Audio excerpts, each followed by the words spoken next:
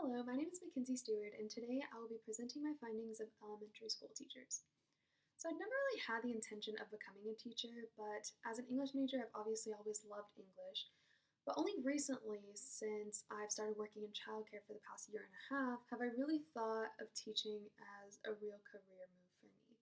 So, I decided to take this opportunity to research and become more knowledgeable about teaching as a career to see if it's a good fit for me. So, in this presentation, I will be covering the job description and overviews of teachers. I will present background information about the teacher I decided to interview and show you all what I've discovered throughout this time. So, the typical description of a teacher is to instruct young students in all subject areas to help better prepare them for schooling in the future. So, we've all been in elementary at one point in our lives, so we kind of know what a typical day would look like in school. So, these teachers have to make and create lesson plans for the curriculum. They have to enforce their own classroom rules, grade tests, homework, and most importantly, they have to evaluate and observe the children's performance so that they can succeed in making the best possible learning environment that they can for them.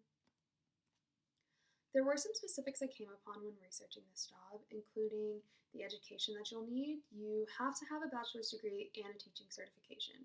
There's no required major for your degree, but the most suitable are ones with education or specific subject degrees, such as math, science, history, etc.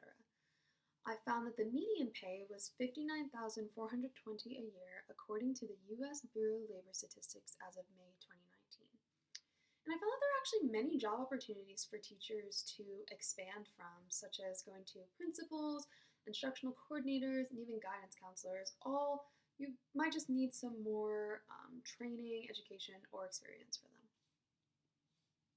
So the person I decided to interview is Miss Alicia Jones. I currently work with her at the Goodfellow School Age program. She's originally from North Carolina, where she attended college and got her degree in elementary education. She's had various teaching experiences all around due to her husband being in the military. She taught first grade in Germany, fourth grade in Georgia, and currently teaches ESL to students abroad in China. And when I interviewed with Alicia, she seemed very passionate about what she does. And one of my favorite things that she said was one of the greatest gifts of teaching is being able to inspire young minds.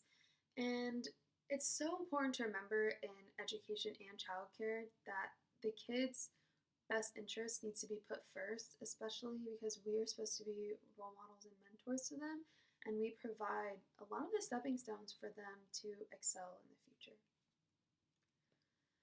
There were some things I discovered about this job that I wasn't previously really aware of, one of them being how the schools are regulated. So, one of the things that Alicia mentioned she didn't really like about teaching was how regulated the schools and curriculum are. So, I decided to do a little more research about that, and according to the US Department of Education, as of February 2008, which is their most recent and up to date policy, is the U.S. state and territorial governments exercise direct oversight over most aspects of education at all levels.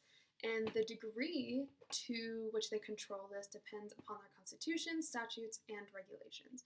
So the states really have full control over education based on, whatever states. The federal government does have some control, but they mostly just provide funding and let the states do as they please. And according to Alicia in Georgia, at least, that state is very regulated about they want the kids to know certain things and exactly what way to do them. And it's kind of just difficult for teachers as they don't have a lot of room to work with. So that's important to keep in mind. And I also found that the amount of work and effort teachers put in is so much more than you just see on the surface level. When it comes to creating lesson plans that you have to curate for all the kids, or even decorating your classroom, you have to really be dedicated about what you want to do in order to go in this career field, I believe. So what do the next steps for me look like? Well, as an English major, I believe I am headed in the right direction. I will need more additional schooling if I want to teach anything higher than probably high school, but I do feel more confident in that I am a good fit for the job, especially looking back on my experience in the last year and a half. A lot of the things we do at school age, such as creating lesson plans and observing the children, will better prepare me for the responsibilities of being a teacher. So, just to recap, we've gone over the job description and overview of a teacher, I've introduced my interviewee, and I've gone over what I've discovered throughout this whole process. I was really glad to be able to research and become more knowledgeable about this career field because it was something that I was on the fence about, and I'm now feeling more confident in my abilities and my experience to pursue this career if I decide that that's what I think is the best for me. So, yeah, thank you for watching.